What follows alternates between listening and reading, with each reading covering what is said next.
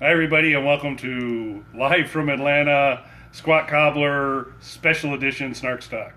I'm Kelly Toole at KELLY2HOL on Twitter, and with me as always is... Hi, everybody, I'm Mike at Official Pagan on Twitter and everything, and fuck Snapchat still. But we have special guests with us tonight. Kelly, do you want to introduce them? Sure. We have Dawn. Hi, Don Snarks, Twitter. Stardust. Heather. Myrna. Are you sure? We'll get back to you. And I'm Corey at the Son of Pagan on Twitter now. Officially made this afternoon at some point. Oh, there you go. Awesome. All right, so we're going to start off a little bit by heading it back to Mike for a second. Full day today. We're going to run around real quick and check with everybody and kind of find out what their favorite moment was. I have to say my favorite moment was when I finally got my beer at the end of my meal tonight. So, I heard somebody tweeted about that. yes, I think so. So, that was my favorite moment. Mike? Well, I mean, I would say it was the beer, but I was already done my food by that point. Check out my tweet. I would have to say it came later in the day and involved Myrna, but I have a feeling we're going to get to that. So why don't you guess everybody else?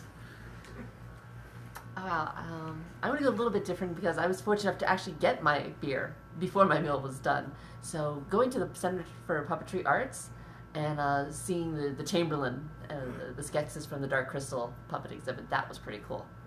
Plus I got a picture with Augra, so. That was a good picture. It was a good picture. Yeah. Thank you, Heather. You're welcome. I saw clothes that David Bowie's body was in. That was pretty awesome. And I watched Myrna pour salt in her mouth and then take a shot of tequila. So that was pretty awesome, too.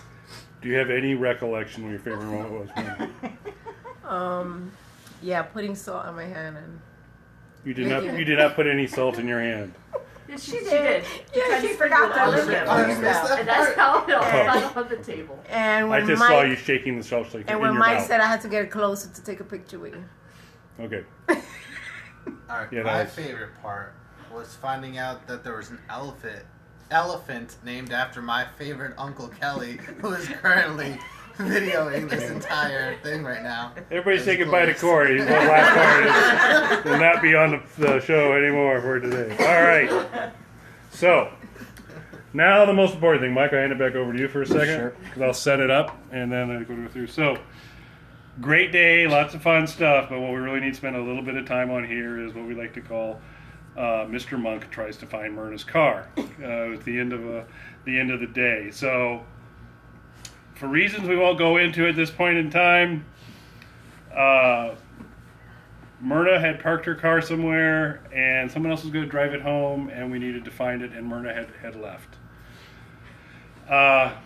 So there were a couple problems to begin with, which were, one, the location of the car.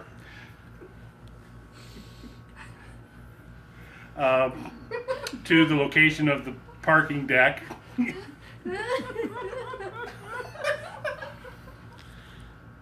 Three,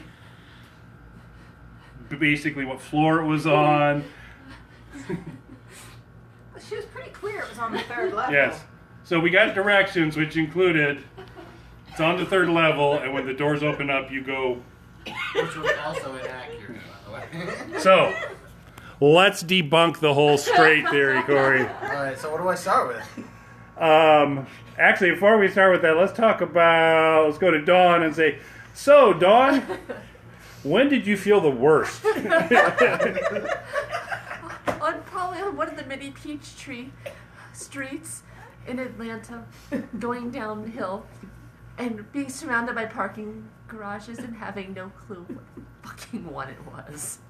Fair enough.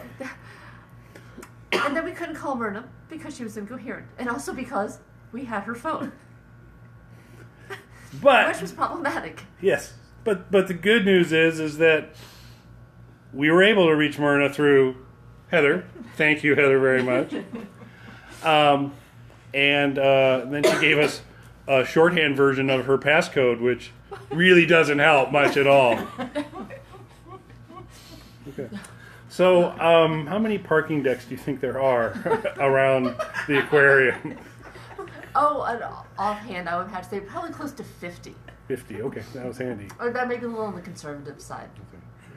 Were you aware of that? Clearly not. You are guilty. I thought it was one. You thought there was one. Could you describe the parking deck for us? Could you share with us the information for us to narrow down out of the 50 parking decks? Well, Which parking deck to go? How did you describe it I to us? followed Pasico in to the aquarium parking lot. Then I went to the 3rd floor, and you go in, like this. Yeah.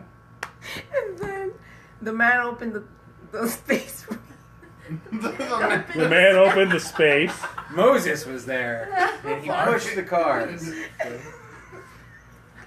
Were there any other landmarks that we could use to help And find then the there car? was this window. I think it was a window, but it was, cement and no glass. Awesome. What shape was it, Myrna? It was square. No, that's not the I one. thought it was cigar shape. You said cigar. He said cigar at one point. So, Cigar square is really easy to I had a that great mistake. conversation with Myrna on the phone. Kelly had given up at a certain point on the call. So pretty he gave quickly. it to me. Pretty quickly. He gave it to me. She really got in depth with it, and I want to thank you for that, Myrna. She explained to me that it was a parking lot you drove into, that there was an opening for the car to go into that involved a ramp. So, how we fucked up. That's really what we're getting at here. Obviously, what more empirical evidence could you possibly need to put that together? yeah, and so then we did reach out to Pasico, who helped, fortunately, Myrna park the car, so we went through. And we asked him for information. What was the key piece of information Pasico gave us, Dawn? Well, it's on the 3rd level. Again. And you go straight. Then he sent a Snapchat, because fuck Snapchat, of him doing that with his arm. Oh, you did say a pathway, though. Oh, it's just that there was a pathway involved behind the drink pavilion. Yeah, oh, by the way, Accurate. But that was it for the record. That was accurate. that was accurate. So we need to go back to Myrna again, because I'd like for her to repeat another key piece of information.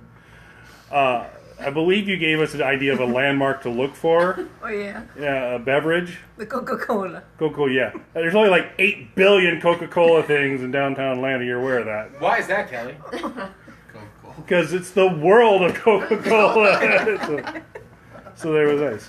So But we it was there, right? we eventually went to the wrong parking deck first. Then I think we got to the right parking deck, and then Corey blazed the trail because there was 800 people in front of the elevator. Walked up the stairs, and so you followed the directions. I did. I went straight to the 3rd floor, which it was on. I went straight to the nearest blue car that resembled it.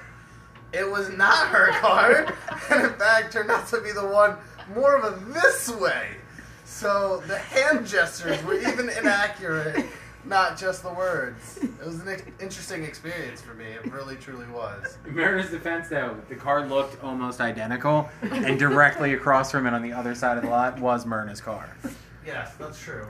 But that's not much. And that excuses her giving us directions to that car. That was the only thing that I said in Myrna's defense, was there was another car that looked like hers in the same lot. Don't you think she maybe could remember which her car was when she got out of it? I mean, now you're asking a little No, too yeah, much. Obviously, it was this way. I mean, maybe that was her path to the door. She was like, "Oh, I just go that way." Yes. I don't remember. If you use the angle, I was just following Pasico. 45 so degree really that way. looking. That's how it works. I think, at You least. should look where you park your car. There was traffic inside the parking There was traffic. There was traffic inside the parking deck. Yeah. Lots of cars? We had to Those sit there damn and Rotary Club wait. people. We had to just wait. Then you explain things to me like it's near the window that's not a window. Yeah. Because there's oh, no glass, but there's cement. Which there's That's also a cigar accurate. shape. There was no Well, cement. two Yeah. cigars. And She's then like, but some- listen, when you look out the window, you see, long dramatic pause, stuff. So if that didn't settle it, folks, what really could at that point? We're blaming the Rotary people. Yes. Yes, we are not fans of the Rotary anymore whatsoever. So, I think MVP of the night's Corey for actually finding the car. Dawn for her patience in driving the car. Heather for providing Myrna translation services throughout the evening. Mike for taking over when I had given up talking to Myrna. Seconds into that conversation. Seconds into the conversation. And we need to thank you too, Kelly. What would you like to thank yourself for tonight? I'm just glad we're back. But before we finish, we need to do one thing, which is there's absolutely nothing to thank you for, Myrna.